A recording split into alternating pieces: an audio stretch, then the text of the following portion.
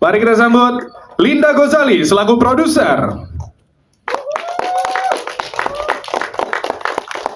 Charles Gozali selaku sutradara. Jose Riza Manua memerankan Mbah Kaum. Foni Anggraini memerankan Yutini. Totos Rasiti berperan sebagai Le Badrun. Iska Kivano memerankan Billy. Clara Bernadette berperan sebagai Arini. Dayana Melira berperan sebagai Darcy. And last but not least, mari kita sambut Martinolio berperan sebagai Darso. Di sebuah proyek film yang tidak bisa ditinggalkan, saya akan cerita sedikit soal Jamil. Jamil ini adalah karakter yang menarik, punya leadership tinggi.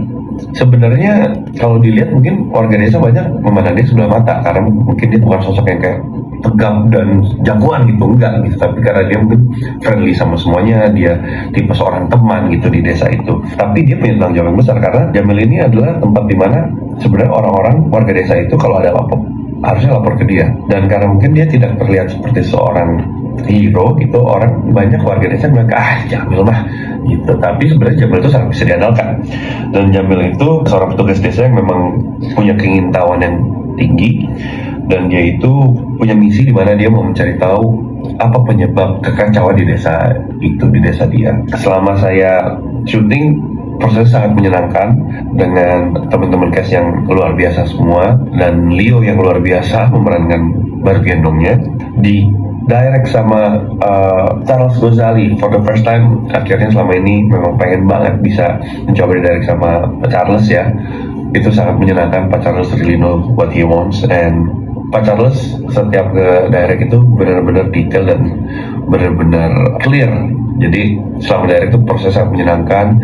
Terus kemarin juga ada fight choreo yang harus dikerjakan juga dilakukan di sana, dan itu sangat-sangat menyenangkan. Proses sangat cepat. Sebentar lagi film akan rilis. Aku doakan pokoknya semoga film ini bisa menjadi hiburan dan diterima sama semua orang dan sama semua penonton nanti. Jadi terima kasih semuanya. Sekali lagi minta maaf karena saya tidak bisa hadir. Salam penuh cinta untuk semuanya. Thank you Pak Alma Films, thank you Pak Charles, and thank you everyone. Sesuai dengan kesenian awalnya kan sebagai menghibur ya, sebagai menghibur untuk menghibur masyarakat, bagaimana bisa membuat sosoknya ini menghibur tapi juga nanti jadi seram dan ikonik gitu. Nah, dari prosesnya sendiri kami meresearch Badu Gendong itu keseniannya aslinya, dan ternyata memang bermacam-macam bentuknya. Jadi kita terus kemudian membuatnya mencoba lebih tidak modern tapi lebih ke tradisional, sesuai dengan ceritanya juga dan sesuai dengan profesi dari Darso dan Darcy. Nah, dari situ challenge terbesarnya adalah membuat desain topengnya, dimana kalau tidak salah sih mungkin 2 tahun ya 2 tahunan lah kita sempat desain awal, kemudian masih belum ketemu, kita desain lagi, terus ada break belum ketemu lagi, sampai terakhir kita menemukan bentuk topeng yang sekarang ini gitu. Jadi semoga bisa menjadi sosok topeng yang sosok karakter horor yang mempunyai topeng yang menarik lah, yang ikonik dari Indonesia. Luar biasa, terima kasih Mas Rizli. Pagi Bapak dan Ibu, dan terima kasih, selamat siang, dan terima kasih atas kehadirannya. Jampi, pertanyaannya selalu nggak pernah gampang. Oke. Pada saat kami kemudian melahirkan sebuah IP Kodrat di saat sebelum pandemi, kami merasa bahwa sebenarnya apalagi yang dicari dari industri perfilman kita. Apakah kita senang dengan hal-hal yang sama? Apakah kemudian kita bisa mencoba untuk mendorong diri kita sendiri untuk kemudian punya sebuah tantangan baru? Karena saya rasa di dalam industri perfilman kita yang bergeliat luar biasa atas inisiatif dari begitu banyak talenta yang ada di dalamnya, tentunya kita tidak mau berdiam diri, karena kita sudah rasakan di saat pandemi apa rasanya kalau diam cuma di satu tempat. Maka kemudian kami berpikir, Kodrat kami hadirkan dengan segala resiko, bahwa kebanyakan pada waktu Kodrat akan lahir, film-film itu semua berjudul entitas negatifnya. Lalu kita mengambil sudut pandang protagonis. hero atau pahlawan yang bisa kemudian sama-sama dekat dengan kita. Lalu kita berpikir setelah Kodrat diterima dengan begitu baik, terima kasih kepada seluruh penonton film Indonesia, terima kasih kepada seluruh media dan filmmakers yang sudah menjadikan Kodrat ada di tengah-tengah kita. Kita kemudian berpikir, mau di sini aja atau kita mau jalan lebih jauh. Pada titik itulah kemudian Charles yang biasa ini suka ngide dan kemudian tengah-tengah malam saya ditelepon, Cik, udah tidur belum? Ya belum lah, kalau dia udah telepon gitu kan.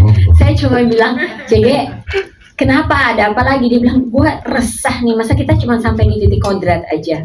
Jadi pada titik itulah kemudian dia mengatakan, gimana kalau kita hadirkan sosok yang menjadi lawannya Kodrat. Saya bilang kan di dalam Kodrat sudah ada lawannya. Dia bilang, tapi ada bedanya. Nanti Charles bisa lebih memperdalam apa bedanya antara kehadiran Badut Gendong di tengah-tengah universe crossingnya Kodrat dan kenapa kita mengatakan ini cross universe. Jadi bukan spin-off tapi cross universe karena pada titik itu Charles mengatakan yuk kita bikin sesuatu yang lebih menantang. Saya cuma jadi resikonya lebih gila nih ya. Lu yakin ya? Waktu lagi kita mau awareness-nya Kodrat, semua orang bilang ini Kodrat film yang tahun 1980-an ya? Bukan. Kodrat ini adalah seseorang yang justru baru kita hadirkan dan kemudian hurufnya Q pula, ya kan? Nah, ketika Badut Gendong kemudian Charles jelaskan kepada saya, kemudian di research oleh tim penulis, lalu saya cuma bilang sama CG gini, CG, dari sisi desain, dari sisi cerita, menantang, tapi bisakah kita membuat orang justru bersimpati kepada si tokoh ini? Karena tokoh ini akan menjadi seseorang atau karakter yang sebetulnya ada di antara kita, tapi kemudian kenapa dia berubah? Pertanyaannya kan itu, kenapa dia berubah dan kenapa dia jadi penting ketika dia berubah? Maka di titik itulah saya merasa ada tantangan baru yang ditawarkan dan saya kemudian bilang sama CG, oke, let's do it dengan segala resiko yang ada, dengan bagaimanapun caranya saya ngomong dengan para investor yang kemudian akan mendukung kami.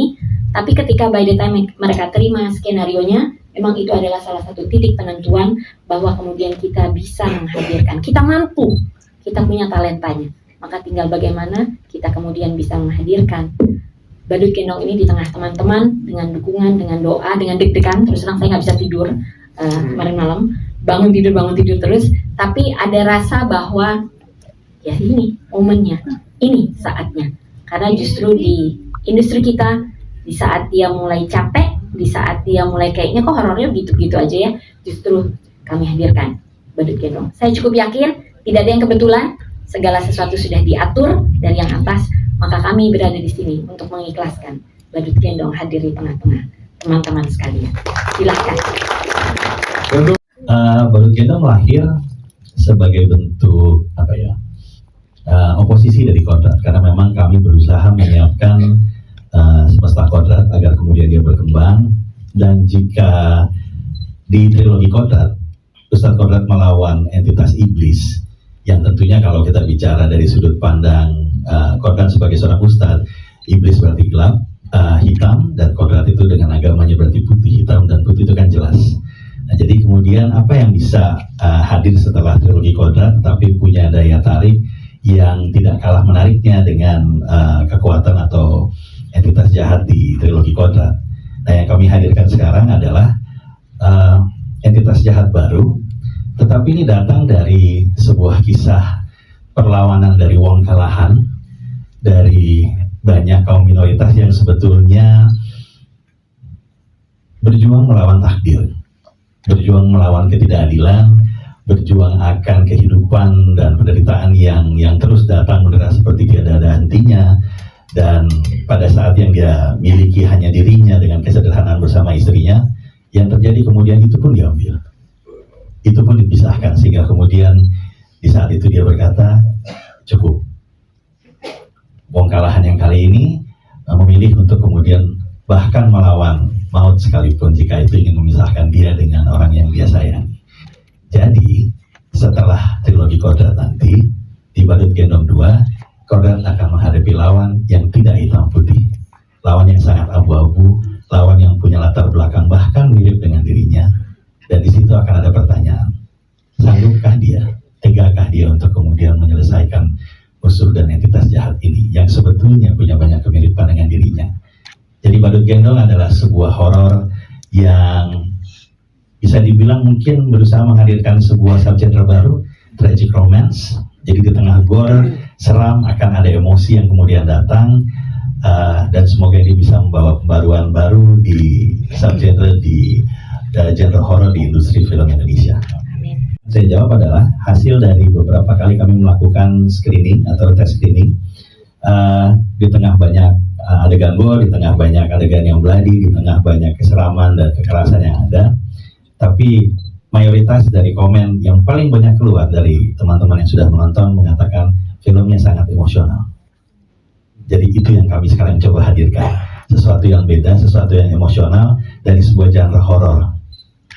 Itu mudah-mudahan akan bisa dirasakan teman-teman pada saat menontonnya di press screening yang tidak lama lagi di bulan depan. Wah. Selamat siang teman-teman semua, terima kasih sudah hadir di sini. Saya Foni, di film Badut Gendong ini saya berperan sebagai Yutini. Yutini ini warga asli desa tersebut, punya anak satu, anaknya Batita kalau nggak salah ya, Batita atau Balita? Balita, namanya Trisna. Bayi Trisna, anak saya namanya Trisna. Dan nanti Yutini juga akan berhadapan dengan Badut Gendong, gitu. Wow. Yang bisa saya ceritakan itu dulu. Cuma Jadi, begitu. Iya. Nggak bisa lebih panjang nih. Kita pengen tahu penasaran nih. Ada fightnya. Apanya? Oh iya, ya. Wow. Itu juga salah satu challenge-nya. Nggak fight yang gimana sih ya, tapi Tapi sempat Ya, training. ada koreonya. Ada sempat training ya. ada koreonya, Dan saya yang bikin. tapi idenya Pak Charles. Jadi ini pertama kalinya saya kerjasama dengan Pak Charles dan di Magma Entertainment. Seneng banget karena udah dari lama ngincer kapan ya gitu bisa kerja sama Pak Charles sama Bu Linda. Jadi seneng banget bisa, terima kasih banget bisa diterima di film ini, bisa kerjasama sama-sama.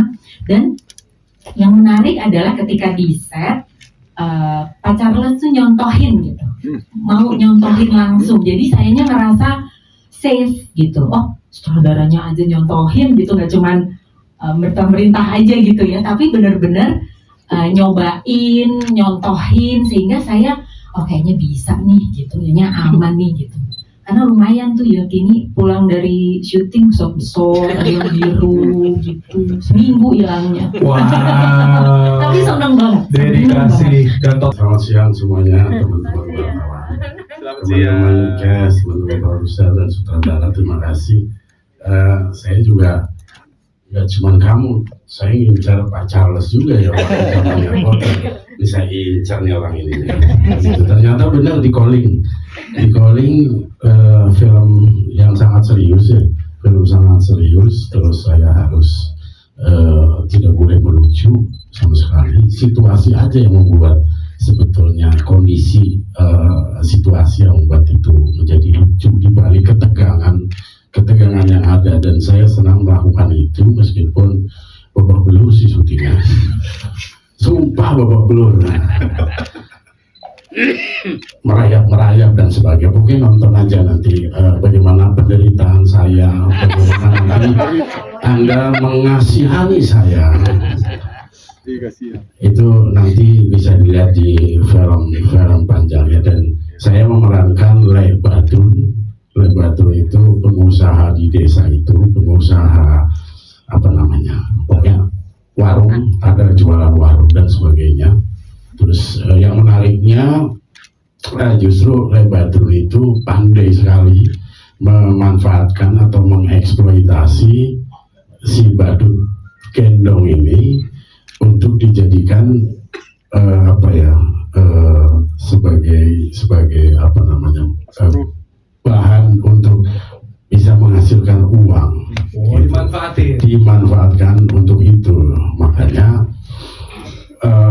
kita lihat sajalah apakah Le Badrun termasuk salah satu korban dari Badut Gendong karena mengeksploitasi itu. Ya itulah. Suka sekali dengan Pak Charles karena kali ini Iya, di calling lagi, di calling tidak, lagi. iya nih, bagaimana kita menjilat Iya. kan, supaya di calling lagi. Nggak kayak Mbak Foni, kalau Mbak Foni kan dicontohin ya, saya betul-betul nggak dicontohin. Jadi ya semuanya berkembang di lapangan, semuanya idenya dari Pak Charles saya kembangkan, kemudian jadilah saya nelongso seperti itu, saya jahat seperti itu, saya setega itu sama Badut Gendong. Jadi menarik sih sebetulnya bekerja sama dengan Pak Charles, mengeksplorasi semua bagian unsur acting gitu, menarik. Terima kasih Mas Toto. Siang semuanya. Siang. Di sini aku berperan sebagai Arini. Arini itu adalah seorang lawyer yang di-hire sama Billy, perusahaannya. Jadi Arini ini sebenarnya lawyer baru yang dipekerjakan di law firm. Dengan penuh idealismenya dia, gitu dia. Ini pertama kalinya si Arini ini terjun ke lapangan lah untuk mengusut untuk mengambil lahan di desa ini sebenarnya. Nah, alasan Arini ini untuk menjadi lawyer adalah sebenarnya dia memegang satu prinsip yang menarik banget, yaitu dia mau menegakkan keadilan dan untuk melakukan hal-hal yang menurut dia benar dan tepat. Pengen tahu prosesnya, Oh, iya. setelah dari kita tahu karakternya, kemudian pengen tahu prosesnya. Oke, jadi ntar Arini ini sepanjang film akan diketemui dengan banyak banget dilema-dilema karena dia memegang prinsip keadilan yang ternyata dia banyak banget akan menemui ketidakadilan di sepanjang film ini gitu. Dan nantinya akan tetap spoiler ini. Tenang, ada Pak Sutradara nanti soalnya kalau misalnya ada trauma ini. Oh, udah cukup Pak? Enggak. Oh, aman ya? Masih aman ya? Halo. Oke, silahkan lanjut ceritanya. Jadi karakter ini akan mungkin bisa dibilang akan menjadi perwakilan penonton ya untuk menyusun banyak puzzle yang terjadi karena akan terjadi banyak misteri-misteri pembunuhan di film ini. Oke, luar biasa menarik. Tapi selama proses syuting ada pengalaman yang paling menarik apa kira-kira yang bisa diceritakan kepada teman-teman? Menyenangkan semuanya memang benar karena walaupun adegannya itu banyak yang menantang dari segi teknis, dari segi grafik juga menantang juga, tapi bekerja sama dengan Magma, finally juga akhirnya juga bekerja sama karena dari lama kita udah hampir mulu ya Pak ya. Dari Sobat Ambiar. Dari Wow, udah sebenarnya hampir mulu Oke. dan ya ini waktunya Memang akhirnya jodoh nggak kemana? betul 2019. Dari 2019 ya. 2019. Oke, Dan aku gimana? happy banget akhirnya bisa dipercayakan lah untuk memerankan karakter Arini di project yang universe yang besar ini. Oke, terima kasih. Boleh kita beri tepuk tangan untuk Saya Dainta, saya berperan sebagai Darsi. Karakter Darsi ini sendiri sebetulnya dia dan Darso adalah dua hati yang menyatu. Dunianya Darsi adalah dunia Darso, begitupun juga dunia Darso adalah dunia Darsi. Mereka ini hidup hanya memiliki satu sama lain, kemudian dengan ekonomi yang juga kurang, dan mereka adalah seniman jalanan, seniman tradisi, penati Badut Gendong. Darsi ini sendiri selain istri yang sangat amat menyayangi suaminya, dia juga tidak hanya lemah lembut, tapi dia juga memiliki karakter yang kuat karena dia selalu menjadi garda terdepan untuk suaminya. Sehingga dengan hidup yang kurang adil untuk mereka, asalkan mereka memiliki satu sama lain, mereka akan terus bahagia. Nah, untuk pengalaman aku dengan Magma sendiri, ini merupakan salah satu bucket list aku, yaitu bisa bekerja dengan Magma, dan alhamdulillahnya bisa terjadi. Jujur aku bahagia sekali dengan proses syutingnya, karena benar kata orang-orang, Magma itu, bekerja dengan Magma itu sangat amat menyenangkan, dan aku merasa bahwa kita tidak hanya bekerja, tapi kita bekerja sebagai keluarga. Dia adalah orang yang tidak punya apa-apa kecuali cintanya terhadap istrinya, dan itu sangat dia pegang dan value sekali. Terus di saat itu diambil oleh orang yang random, ya mungkin di situ dia awalnya nggak bisa terima kenapa satu-satunya orang yang memahami dia, yang mengerti dia, yang siap pasang badan buat dia, tiba-tiba hilang dalam kondisi sedang mengandung anaknya yang udah lama dinanti nih, udah 7 tahun kita berusaha untuk punya anak, dan akhirnya Darso dan Darsi berhasil hamil, terus tiba-tiba Darsinya hilang bersama anaknya. Dan itu menjadi turning point. Kesulitan untuk memerankan Darso itu adalah gimana caranya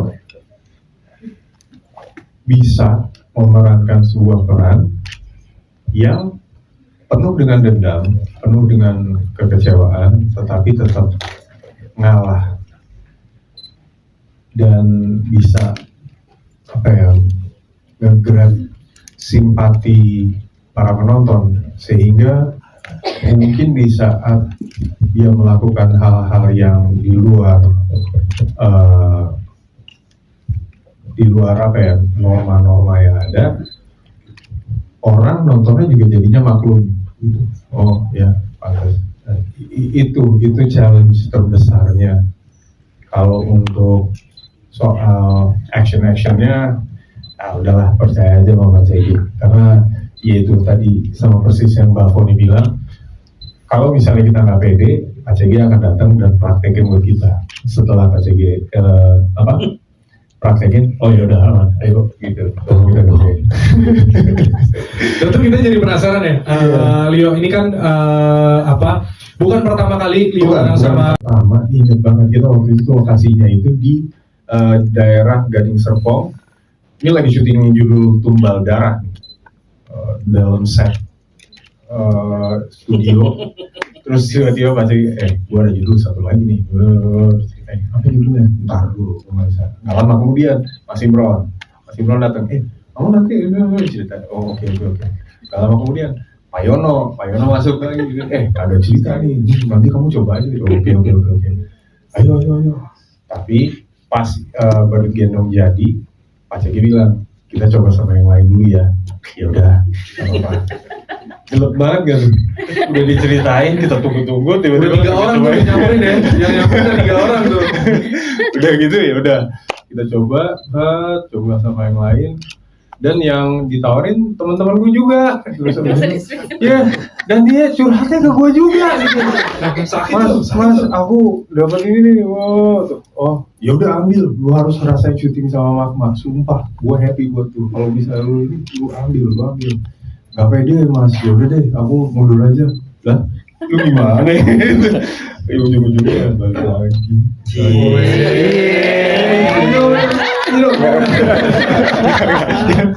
Yang banyak juga dari teman-teman di produksi kami yang bilang, kan ini setelah Tumbal Darah, gitu. Nanti kan kayak nggak straightforward ya sih, dari Leo ke Leo lagi gitu. Ada yang bilang nanti khawatir orang jadi bingung gitu loh. Apakah harus mustaqodat apa enggak Tumbal Darah dan segala macam pertimbangan yang lain. Jadi akhirnya karena memang di Magma kami selalu mengutamakan musyawarah, jadi saya bilang ya sudah kita coba. Nah jadi tim casting kemudian mencari ada 4-5 nama yang cukup besar dan potensial, semua aktor-aktor baik. Tetapi karena satu dan lain hal, ada yang mereka yang kemudian nggak yakin, ada yang kemudian begitu kita lihat juga tapi kok ini nggak cukup ini ya gitu. Ada yang kemudian gitu. Jadi selalu akhirnya saat mau mencapai titik maksimal kayak ada sesuatu yang kurang. Karena selain bermain emosional, Leo juga harus kemudian kalau teman-teman lihat gitu ya pada saat entitas badut gendongnya bangkit, kan Darsonya kemudian justru tertidur. Darsonya tidak sadarkan diri. Jadi sepanjang syuting ya dia mesti begini. gitu. Jadi lumayan buat pinggang gitu latihan.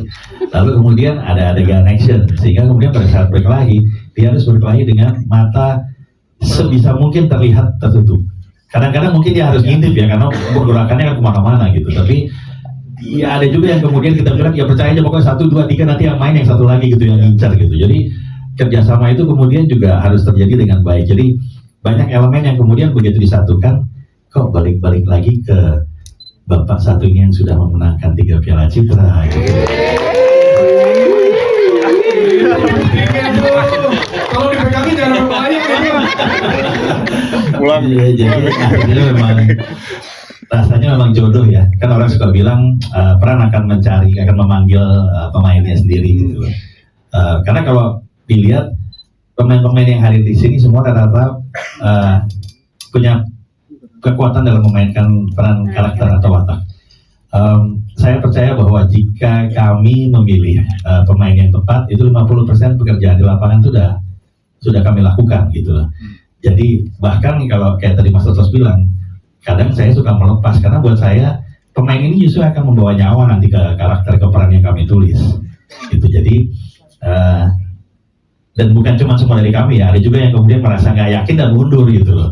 Jadi memang rasanya jodoh sih, mestinya teman-teman yang hari ini hadir adalah memang jodoh terbaik yang semoga nanti bisa dinikmati di bioskop pada saat dia rilis. Wow, makin gak sabar. Pertanyaannya tadi tiga-tiganya bagus banget. Iya, bagus. Ya itu memang pertanyaannya agak sulit, tapi kalau bisa bedain sebenarnya saya selalu ke pendalaman karakternya apa, backgroundnya dulu. Itu kalau kita bisa bilang jahat dan baik, pasti kan semua jahat dan ada baiknya gitu. Nah, kalau setiap karakter yang gue bedain dari yang sebelumnya dan sekarang, itu kan orang setiap melakukan kejahatan memiliki kebenarannya masing-masing. Dia maunya apa dan terlihat karena di mata dia itu adalah baik, padahal sebenarnya di mata orang itu adalah jahat. Untuk membedakan itu sebenarnya motivasinya apa, gitu. Jadi kalau di film-film lain yang motivasinya ini, kalau di film ini adalah motivasinya uang, gitu. Dan dia memang pengen sejahtera untuk dirinya sendiri, gitu, tanpa ada EQ di kepalanya dia. Gitu. Tapi thank you banget pertanyaannya. Kata dari saya adalah kurban. 27 Mei adalah hari perayaan Idul Adha, Idul Kurban. Bersiaplah untuk masuk ke bioskop. Apakah Anda yang akan menjadi korbannya? Ataukah film Badut Gendong ini yang kemudian membuka perspektif siapa sebenarnya kurban di hari Idul Adha tahun 2020?